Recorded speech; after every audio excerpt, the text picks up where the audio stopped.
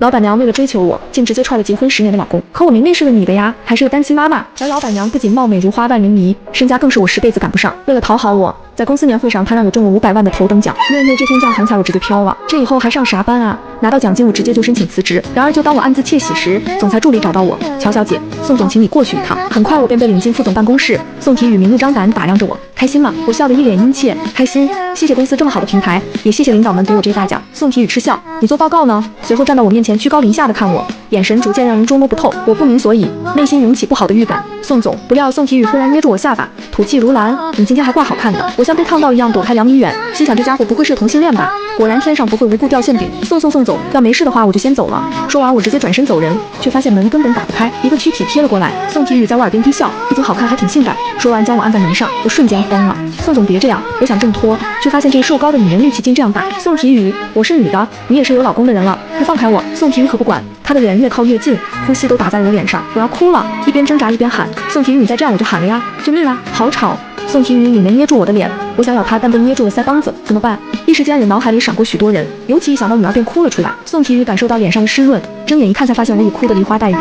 他顿时觉得索然无味，放手松开了我。有这么抗拒吗？多少女人哭着喊着要跟我，我脱力般蹲在地上抽噎，狠狠地看着他。你混蛋！谢谢夸奖。宋体宇给自己倒了杯咖啡，还问我要不要喝。我看他一副无事发生的样子，就气不打一处来。喝你妹！快把门打开！宋体宇十分优雅地抿了口咖啡，下巴一抬说道：你是不是有个女儿？我愣住，接着秒变狂怒的狮子，咬着牙一字一顿道：你敢打他主意，我跟你拼命！紧接着他便说出让我震惊的话语：你难道没发觉你女儿跟我长得很像吗？的确很像，这一点就连同事们都发觉了，但我也从来没多想。直到宋体宇将亲子鉴定推到面前，我顿时如遭雷击，整个世界天旋地转。乔氏的爸爸居然是宋体宇，一个已婚女人，还是我的老板娘，我半天都没缓过神。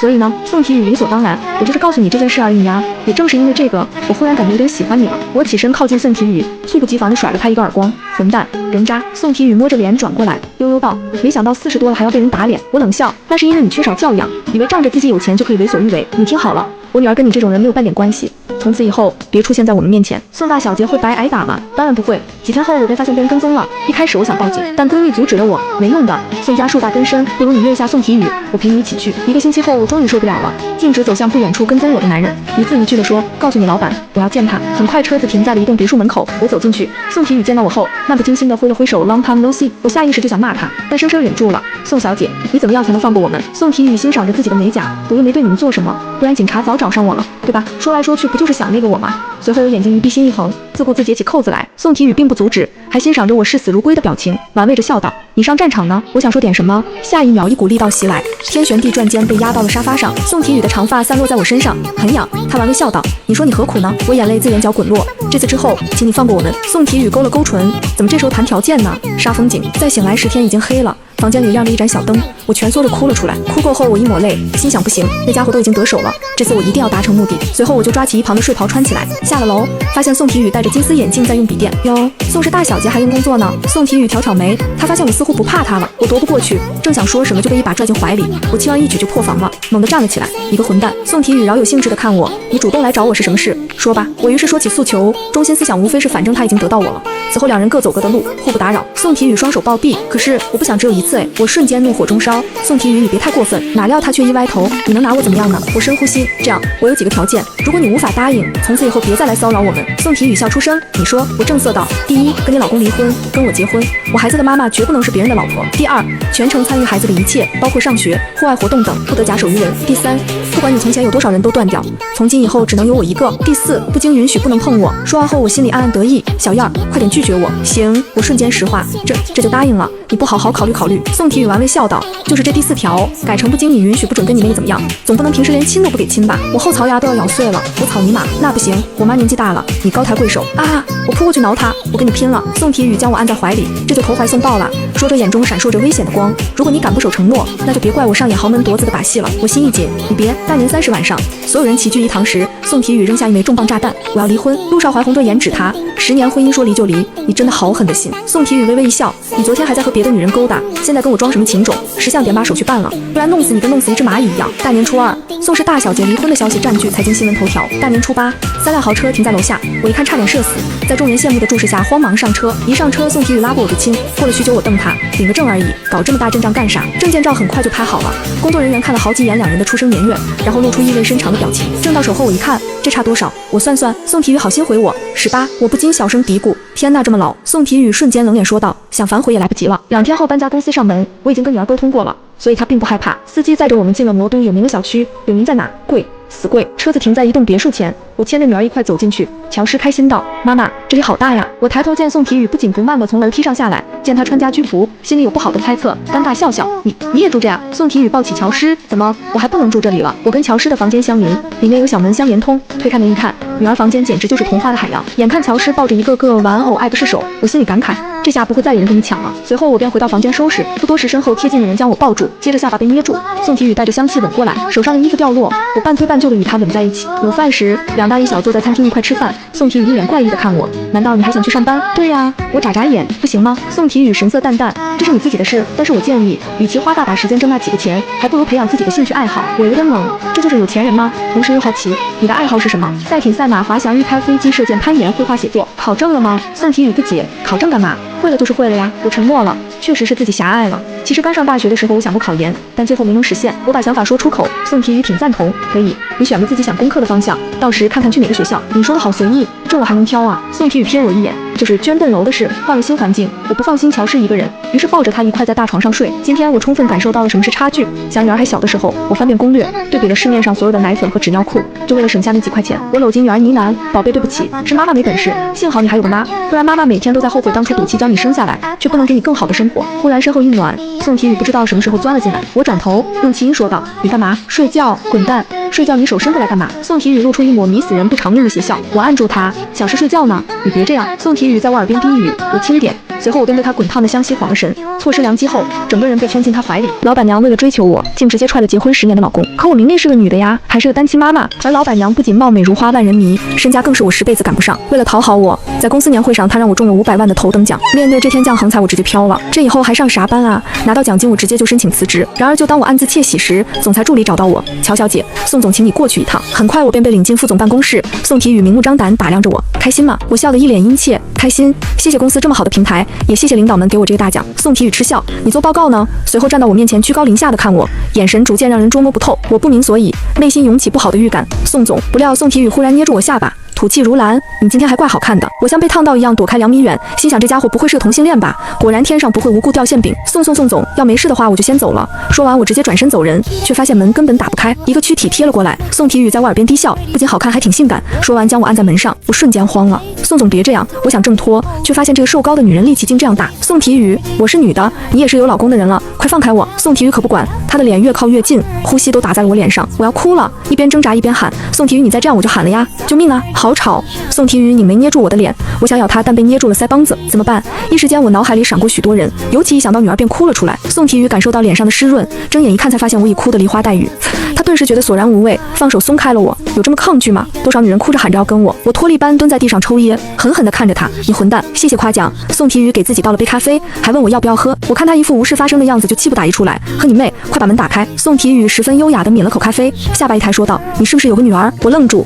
接着秒变狂怒的狮子，咬着牙一字一顿道，你敢打他主意，我跟你拼命。紧接着他便说出让我震惊的话语，你难道没发觉你女儿跟我长得很像吗？的确很像，这一点就连同事们都发觉了，但我也从来没多想。直到宋体宇将亲子鉴定推到面前，我顿时如遭雷击，整个世界天旋地转。乔诗的爸爸居然是宋体宇，一个已婚女人，还是我的老板娘，我半天都没缓过神。所以呢，宋体宇理所当然，我就是告诉你这件事而已呀。也正是因为这个，我忽然感觉有点喜欢你了。我起身靠近宋体宇，猝不及防地甩了他一个耳光，混蛋，人渣！宋体宇摸着脸转过来，悠悠道，没想到40多了还要被人打脸。我冷笑，那是因为你缺少教养，以为仗着自己有钱就可以为所欲为。你听好了，我女儿跟你这种人没有半点关系，从此以后别出现在我们面前。宋大小姐会白挨打吗？当然不会。几天后我便发现被人跟踪了，一开始我想报警，但闺蜜阻止了我，没用的。宋家树大根深，不如你约一下宋体宇，我陪你一起去。1个星期后我终于受不了了，径直走向不远处跟踪我的男人，一字一句地说，告诉你老板，我要见他。很快车子停在了一栋别墅门口，我走进去，宋体宇见到我后漫不经心地挥了挥手 Long time no see， 我下意识就想骂他，但生生忍住了。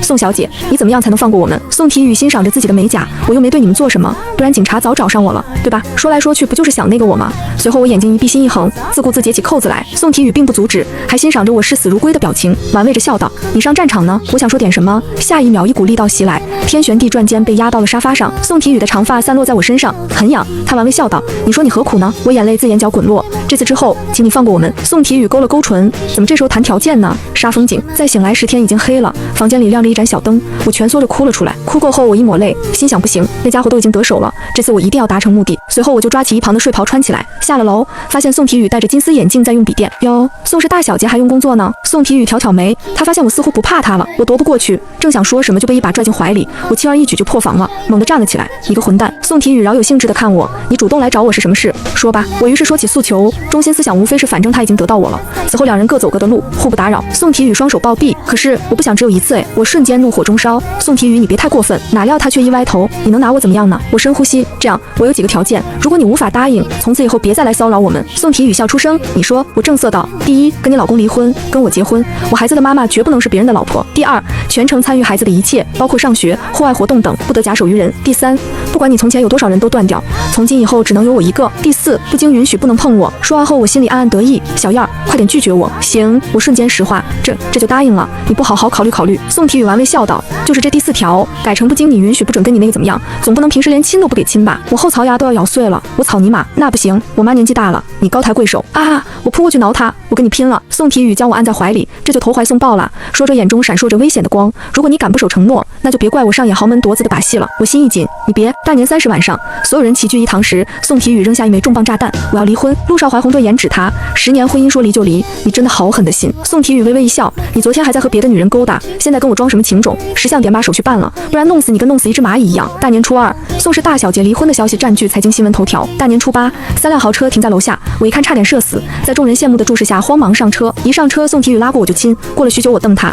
领个证而已，搞这么大阵仗干啥？证件照很快就拍好了，工作人员看了好几眼两人的出生年月，然后露出意味深长的表情。证到手后我一看，这差多少？我算算，宋体宇好心回我18，我不禁小声嘀咕，天呐，这么老！宋体宇瞬间冷脸说道，想反悔也来不及了。2天后搬家公司上门，我已经跟女儿沟通过了，所以她并不害怕。司机载着我们进了魔都有名的小区，有名在哪？贵，死贵。车子停在一栋别墅前，我牵着女儿一块走进去。乔诗开心道，妈妈，这里好大呀！我抬头见宋体宇不紧不慢地从楼梯上下来，见他穿家居服，心里有不好的猜测，尴尬笑笑，你也住这样？宋体宇抱起乔诗，怎么我还不能住这里了？我跟乔诗的房间相邻，里面有小门相连通，推开门一看，女儿房间简直就是童话的海洋。眼看乔诗抱着一个个玩偶爱不释手，我心里感慨，这下不会再有人跟你抢了。随后我便回到房间收拾，不多时身后贴近的人将我抱住，接着下巴被捏住。宋体宇带着香气吻过来，手上的衣服掉落，我半推半就的与他吻在一起。午饭时，2大1小坐在餐厅一块吃饭，宋体宇一脸怪异的看我，难道你还想去上班？对呀，我眨眨眼，不行吗？宋体宇神色淡淡，这是你自己的事，但是我建议，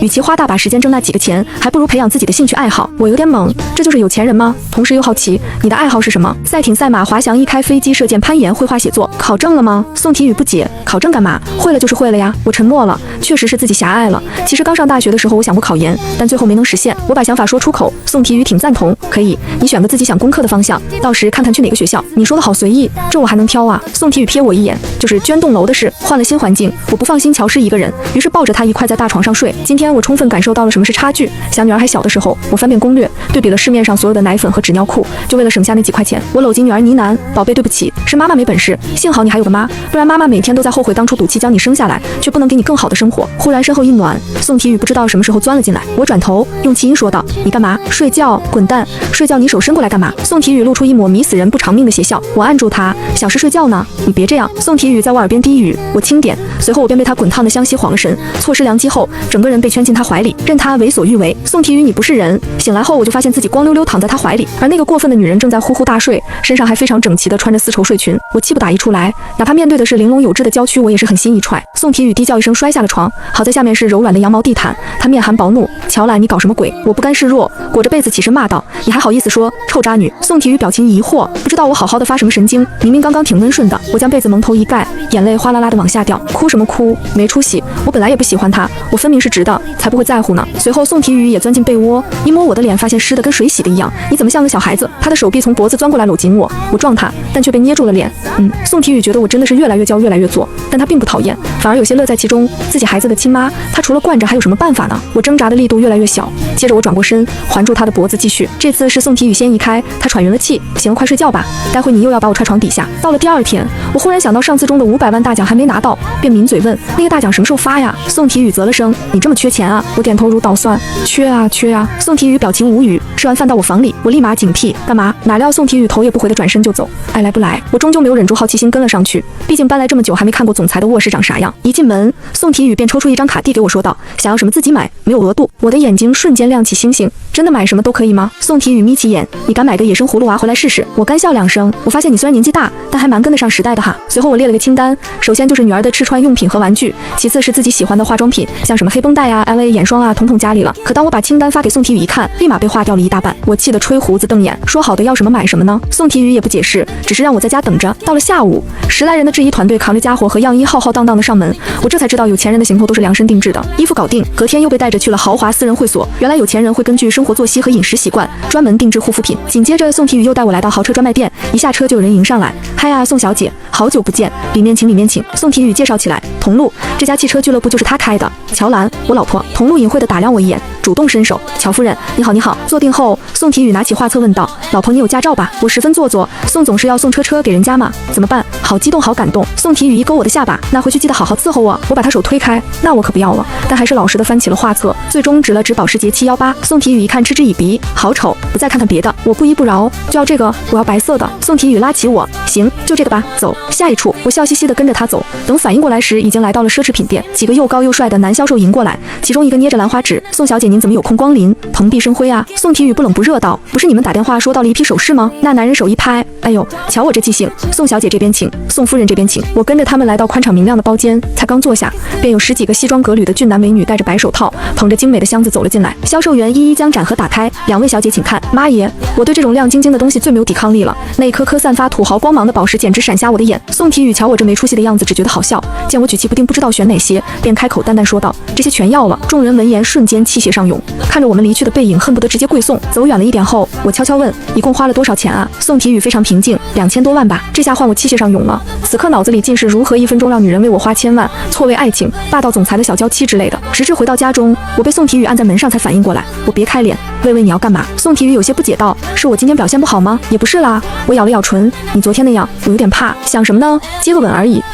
你不会接个吻就想到那里去了吧？宋体宇饱含深意的睨我，我小脸一红，脸一撇，闭嘴吧你。到了开工这天，我准时出现在公司，一进门就喜滋滋领到了500万现金，一整天嘴角扬起来就没下来过。我不禁在想，我现在都这么有钱了，又是总裁的未婚妻，我真的还需要这份工作吗？原先充实的工作变得乏味无聊，原本还顺眼的同事也变得不想相处，原本美味的食堂依旧很美味。这天眼看要下班，我去了趟洗手间，门才关上没多久，外面就传来脚步声，接着是女人说话的声音，那个乔兰你听说了吗？未婚先孕，孩子他爸都不知道是谁。我一愣，常年吃瓜的我成了瓜，于是屏气凝神继续听。谁说不是呢？听说一开始傍个开奥迪的，现在又攀上个开大奔的。哎呦，现在的小姑娘真的是乱来。等到那2人走后，我才从隔间出来，不知道是不是错觉，就连下班的时候挤电梯，我都感觉有人在打量我嘀咕些什么。另一边，宋体宇回到公司后做的第一件事，便是把他前夫的股份全都转给了我，我就这么轻轻松松的得到深刻15%的股份。这下那些说我闲话的人全都成了我的员工，很完美。但我还是不敢置信，便问宋体宇，这些股份值多少钱啊？宋体宇随口答5、6亿吧。我直接一个趔趄坐在地上。宋体宇见我没出息的样子，摇了摇头。现在身价都好几亿了，我哪里还想上班？于是第2天就跟主管提交了辞呈，然后就发现不仅主管一言难尽的看着我，所有的人也都一脸懵。一头雾水之际，我偷偷打开公司的匿名群，里面已经999加的消息了。原来大家都在讨论我摇身一变成了公司股东的事情，所有人发的消息都是挖去。哟，爱岗敬业的打工人辞职了。一回到家，宋体宇就挖苦我，我微微一笑，关爱孤寡老人从我做起。说完撒丫子跑上楼锁门。午饭后我一觉睡到了3点，接着起来洗漱打扮，完毕后我自恋的在衣帽间照镜子，好一个风华绝代低调奢华的贵妇。我正打算拎包包出门，正好碰到宋体宇也到了门口，便问他要去啊。宋体宇理所当然的回，接女儿喽。我这才反应过来，这几天都是你去接的。宋体宇给我一个无语的眼神，便直接从我身边掠过。我也去，等等我呀。随后我俩上了车，越往学校方向走，路上豪车就越多，看着全是来接孩子的。宋体宇戳戳我，朝我点了点红唇，来。我撇撇嘴，不要，待会妆都花了，回去亲。宋体宇声音悠悠，这可是你说的呀。下了车后，我在校门口翘首以盼，身旁一众阔太纷纷用余光打量我，估计心里猜测我是何许人也。宋体宇没下车，毕竟他的目标太大了。往常都是保姆把乔诗领到车前，妈妈，乔诗笑着扑过来，我抱起他猛亲，宝贝，妈妈想死你了。回到车里，宋体宇黑着脸嘀咕，亲我妆会花，亲乔诗就不会是吧？奈何我和女儿嘻嘻哈哈了一路，也没发觉他不高兴。到了别墅前，宋体宇先一步下了车，头也不回的走了。乔诗眨眼，阿姨为什么要走这么快？也不等我们。我看着他的背影，小声说，更年期女人情绪不稳定，正常的。乔氏也小声说，阿姨让我叫她妈咪。我闻言一愣，随即揉揉女儿的头顶说，这个你自己决定。回到家，乔氏便由保姆领着去玩了。我想到宋体宇那个小气鬼，便咬咬唇敲响他的门。进屋内传来闷闷的声音，听声音貌似情绪不太好。我探进头，你好，女士，请问是您叫的 case 服务吗？宋体宇叨了我一眼说道，我可没叫。不，你叫了。我坐到他腿上，原来老公生气了呀。宋体宇面无表情的看我，下去。我扭了扭，不吗？我来送 case 了。宋体宇勾唇冷笑，说的跟我多稀罕一样。嘿，嘴硬的女人，我也不跟她吵，头一偏就吻了过去。一开始她还无动于衷，但在我的不懈努力下，总算肯回应了。婚礼前2天，闺蜜回来了，我亲自开着保时捷去机场接机，挖去挖去，可以呀，姐妹，这配饰这声浪。张勋坐在副驾东摸摸西看看，口水都要流下来了。我笑着说，你喜欢的话，我送给你一辆红色的，怎么样？你肯定喜欢。张勋惊得亚麻呆住了。好闺蜜，咱可不能骗人。我点头，苟富贵，汪汪汪。我俩之间不需要多说，在我因为单亲妈妈而被家人排挤的那几年，要不是张勋的帮助，我恐怕都坚持不过来。有他在的地方，永远都不会冷清。保姆都说家里瞬间热闹了。宋体宇依旧那副不冷不热的样子，张勋也不放在心上，就在这豪宅里陪着我们吃喝玩乐，仿佛什么烦恼都没了。入夜，我将乔氏哄睡，在宋体宇不满的目光中抱着枕头去客房。张勋笑着打趣道，你家宋总居然肯放你走，不管他。我把枕头一扔，然后跟张勋一块去厨房搬来好多吃的，又下酒窖拿瓶我俩不认识的红酒回房。好一场单身派对，电视上放着无厘头综艺，我俩席地而坐。张勋感慨我的命真好，居然成了豪门阔太，但我却有点惆怅地说，其实我都不知道自己对他是什么感觉。你知道我从小喜欢的就是男生，像他这种我想都没想过。打住姐妹，你的生活是多少小鸡仔的梦？你家宋总有钱有颜有气质有身高会穿搭，还是个大龄年上，绝杀好吗？我笑着摇了摇头，其实心里还是挺甜蜜的，多少有点凡尔赛了。然而就当我憧憬的美好的婚礼时，第2天却被宋体宇的前夫叫到公司，说有秘密告诉我。到了办公室，陆少怀食指交叉眯着眼看我，刻意压低了嗓子，乔兰，我没有别的目的，反正我被宋体宇给踹了，也不指望能挽回他，但你别以为捡到了什么大便宜，这些你自己看吧，都是最近拍的。紧接着他扔了一沓东西过来，七零八落散在了我的脚下，全是宋体宇和别的女人的照片，每张照片上的女主角都不一样，数量之多令人咂舌。我双腿一软便瘫坐在了地上。我的老板娘不爱帅哥，只爱女人，为了追求我这个单亲妈妈，她竟在年会上让我中了1000万大奖。我不敢置信地问她，你不是有老公吗？于是一回头，老板娘便踹了结婚10年的老公。好了，这下我单身了，小美人可以考虑我了吗？可我是直的呀。没事，我有超能力。随即他便送了我一辆保时捷，可是我才22，你都40了，咱俩不般配。没事，我有超能力。随后他又送了我一栋别墅，可是我还有一个孩子，你不介意吗？完全不介意，因为我就是孩子的爸爸。说完，他拿出一张鉴定报告，看到结果后我彻底震惊了，原来是你这个渣女。然而还没等我发火，他便一把将我搂进怀中，只要你愿意和我结婚，天上的星星我也摘给你。我早就听说这个老女人玩的花，还没离婚时他就整天不沾家，而他的女伴更是换了一茬又一茬。没办法，为了改善女儿的生活条件，我咬牙切齿道，第一，你以后只能对我和女儿好；第二，我不会去打听你那些风流债，但你务必与他们断得干净；第三，未经允许你不能碰我。然而就当我还在怀疑条件会不会太苛刻时，宋体宇竟一口答应了，随后露出一抹玩味的笑，你这样的美人整天在身旁却不让碰，难不成你想憋死我？不如把第3条改成未经允许不能跟你那个，总不能连亲亲都不让吧？谈妥后，我便带着女儿搬到了大别墅，我没有同意宋体宇的同房请求，独自带着女儿睡在2楼。哪料那个混蛋居然趁我们睡着后，悄咪咪溜进2楼的房间，再悄咪咪钻进我的被窝。第2天一醒来，看到那张绝美又让我有点嫌弃的脸，我便一脚将他踹到床下，并怒骂他不是人。看着我一脸恶心的走向浴室，宋体宇露出了狡诈的笑容，美人，我们一起洗好不好？我头也不回的怒斥道，滚蛋！其实脸蛋早已红透了。几天后，宋体宇回到公司的第一件事便是将前夫的股份全都转移到我名下，我摇身一变成了公司的2老板。原先因为我是单亲妈妈而欺负我的势利眼同事们，此刻全都傻眼了。虽然辞职了，但我也不想单纯在家做米虫，要给女儿做个好榜样。我要考研。宋体宇咽下菜叶子，想好什么方向了吗？还是本专业吧。我想考 X 大，可以，明天带你去捐栋楼，大楼以你的名字命名。我不，我想自己考，不然进去啥也听不懂，惹人笑话。宋体宇可有可无，随你吧，真矫情。随后几天，我的学习计划排得满满当当，冷落了宋体宇，他忍不住了，要我提醒你做妻子的义务吗，乔小姐？我歪头一笑，要我提醒你那一纸约定吗，宋小姐？宋体宇气得戳我额头，你给我等着！说完一转身，头也不回的走了。我乐得摇头晃脑，对于能够成功气到他这件事，我深表自豪。前段时间订的跑车今天送上门了，我特意开到闹市买了杯咖啡，墨镜一戴，享受路人艳羡的目光。回到家发现宋体宇也回来了，不出意外的开始酸我，哟，乔大学霸浪费了2个小时呢。我不理他这茬，问他那车牌啥意思啊？119。宋体宇不满地睨我一眼，淡淡说我生日。我一脸黑线，好一个霸道自恋狂。吃完午饭，高级珠宝又送来了，人家品牌商直接用防弹车运过来的，4、5个盒子，我没忍住，反复欣赏起来啊，高级的味道，奢侈的味道，幸福的味道。一转头，竟发现宋体宇靠在门边似笑非笑。怎么样，乔小姐，你这个侄女嫁给我幸福吗？我立马收起花痴般的笑脸，尴尬的只想找个洞钻进去。哪料下一秒，宋体宇直接一把抱起了我，看他瘦不拉几的，竟然能做到公主报。次日傍晚，我揉着腰醒来，好酸。乔诗打开门，啪嗒啪嗒跑进来抱住我。妈妈你好点没？妈咪说你生病了。我回抱她，忽然一愣，你叫她什么？乔诗一歪头，妈咪呀，她今天带我去买了好多玩具。好啊，宋体宇，你个老奸巨猾的女人，趁老娘睡着拐骗我的女儿。我摸摸乔诗的头，你愿意叫就叫，他人呢？在这。宋体宇从门外探出个头，我对他翻了白眼，对乔诗说：“宝宝，快把这人赶出去，他欺负妈妈。”宋体宇却将我俩一搂，一边亲一口，你们可都是我的宝贝，我哪舍得欺负？吃饱喝足，我瘫在沙发上摸肚子。宋体宇突然甩出一沓纸过来，我一看，什么股权转让书、不动产转让书，还有酒庄农场之类的，我懵了，啥意思？宋体宇躺在摇椅上，保姆正给他做美甲，闻言他云淡风轻说了俩字：彩礼。Oh my god！ 哪个女人不动心？你告诉我，我啥都不顾了，冲过去就按着宋体宇亲。保姆不动声色的走了。今晚我趴在宋体宇身上蹭来蹭去，宋总好帅，人家好喜欢。宋体宇戳我额头顶开，你好恶心心。被宋体宇踹了的前夫很不爽，他怎么都想不到自己竟被一个女人偷了家。这天他让我去公司找他，估计要找我麻烦。我忐忑上了电梯，同事给宋体宇发了消息，你前夫找我。结果人家只回了一个字，哦，叮。电梯到了，我整理好心情走了出去。陆少怀的办公室我第一次来，偷偷瞄了眼，没他老婆的大气啊，不，现在是我老婆。陆少怀十指交叉眯着眼看我，刻意压低了嗓子，乔兰，他不会觉得自己这样很帅吧？我暗地里吐槽，脸上扬起微笑，请问您找我有什么事吗？陆少怀扔了一沓东西过来，七零八落的散在我脚下，然后坐等我捡起来看，然后他再告诉我残忍的真相。等我崩溃大哭后，他在痛快大笑。当然这些都是他臆想。我后退一步，远离那些似乎是照片的东西，表现得无动于衷。陆少怀坐不住了，你怎么不捡起来看看？我继续微笑，那麻烦陆总双手递给我，像一个成年人那样。你开鸭霸总电视看多了吧？老娘现在是公司第2大股东了，没有一点眼力劲。陆少怀面色青了又白，显然拿我毫无办法。如果陆总没有其他事，我就先走了。说完，我一扭身就要往外走。等等，随后陆少怀一身西装革履蹲在地上，狼狈地捡起照片。我把手机调静音，然后悄悄拍照给宋体宇发过去。你前夫要鸡你短了。宋体宇立马回了个问号。5分钟后终于剪完了，陆少怀憋红了脸，把照片双手递给我。这是宋体宇近10年以来所有女伴的照片。愤怒吧，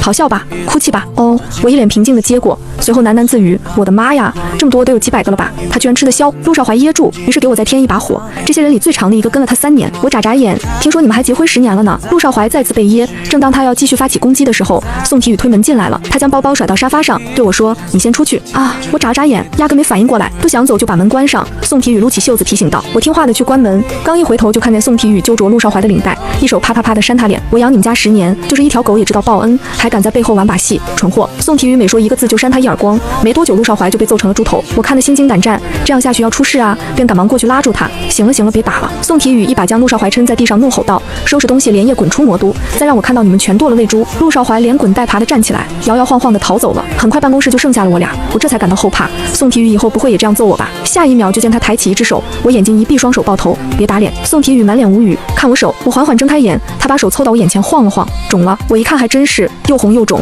可见刚刚使了多大力。陆少怀这些年在暗地里给我使绊子这么多次，我才揍他一回，便宜他了。我用下巴一指桌面，看看你的丰功伟绩呗。宋体宇用完好的手翻了翻，这里面大部分我见都没见过，又来诬陷我。我笑了笑道：原本我还以为你千人斩呢。然而就当我以为宋体宇从此被我拿捏，不再沾花惹草时，在举办婚礼的前夕，他受邀来到某明星的派对，一个身姿摇曳的美女娇笑着朝他打招呼。我还以为你从良了呢，怎么你那小娇妻舍得让你出来？宋体宇神色莫名，他又不拦我。说完微微一噎，何止没拦，我平常连他去哪了都不问，那个美女却理解成了我不敢